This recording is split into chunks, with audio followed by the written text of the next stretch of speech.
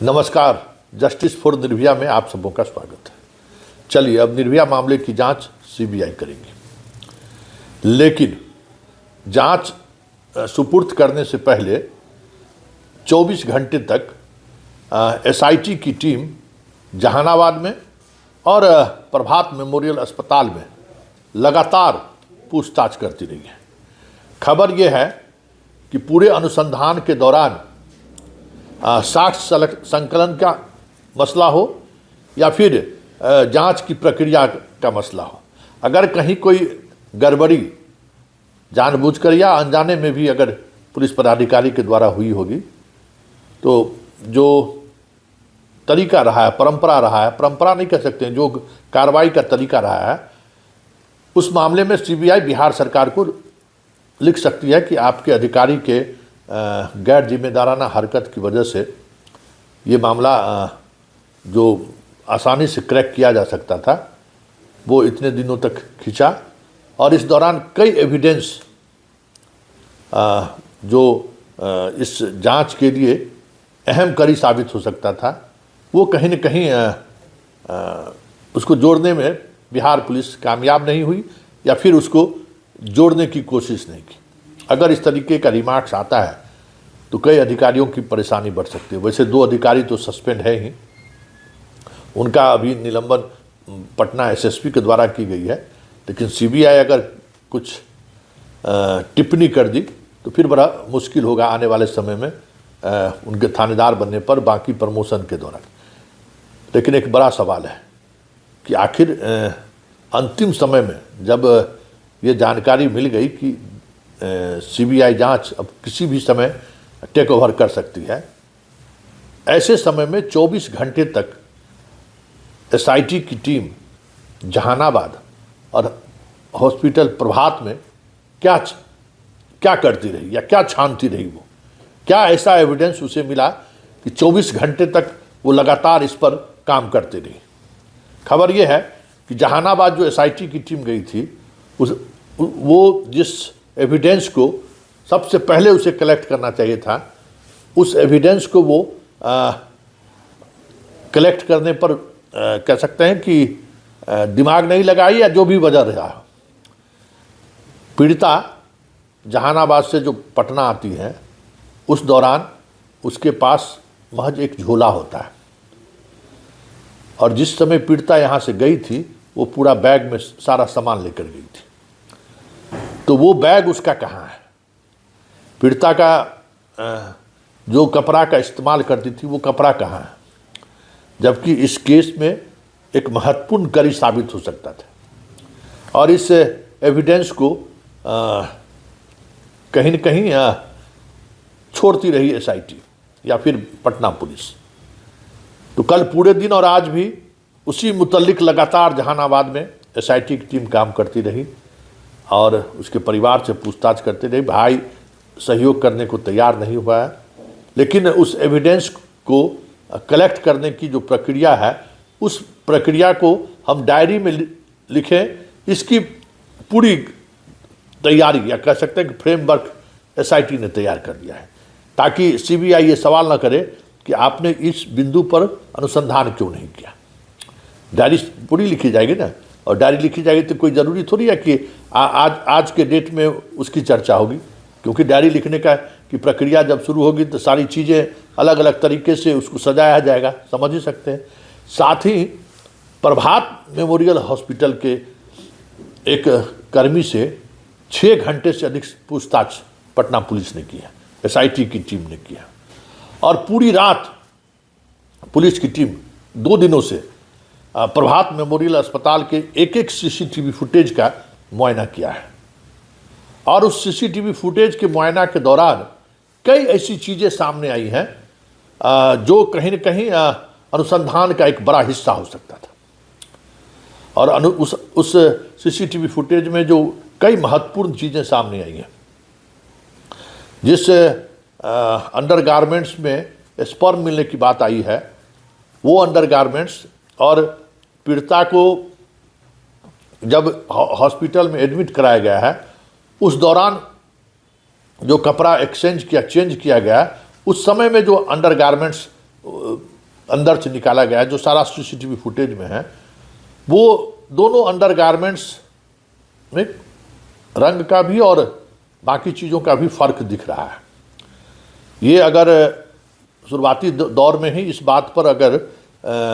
काम किया गया रहता तो बहुत सारी चीज़ें सामने आ सकती थी। तो कहीं ना कहीं एसआईटी की टीम अब जिन जिन चीज़ों को वो नज़रअंदाज किया पूरे जांच के दौरान, अब उन चीज़ों को पिरोने की कोशिश कर रही है। पोस्टमार्टम रिपोर्ट को लेकर भी अब कई तरह के सवाल खड़े होने लगे हैं। कई महत्वपूर्ण ऑडियो और वीडियो प्रभात मेमोरियल अस्पताल में एसआईटी को मिला है। मेदांता से जहां 2 दिनों तक उसका इलाज हुआ है, वहां से कई ऑडियो और वीडियो सीसीटीवी फुटेज एसआईटी को मिला है, जो हमें लगता है कि इस कांड की जांच के दौरान अगर शुरुआती दौर पर अगर उन चीज़ों पर अगर फोकस की गई होती तो केस कब का क्रैक हो गया रहता। कौन लड़की का मतलब पूरा जो कपड़ा रिसीव किया है, कौन रिसीव किया है, फिर पुलिस जब दबिश बनाई तो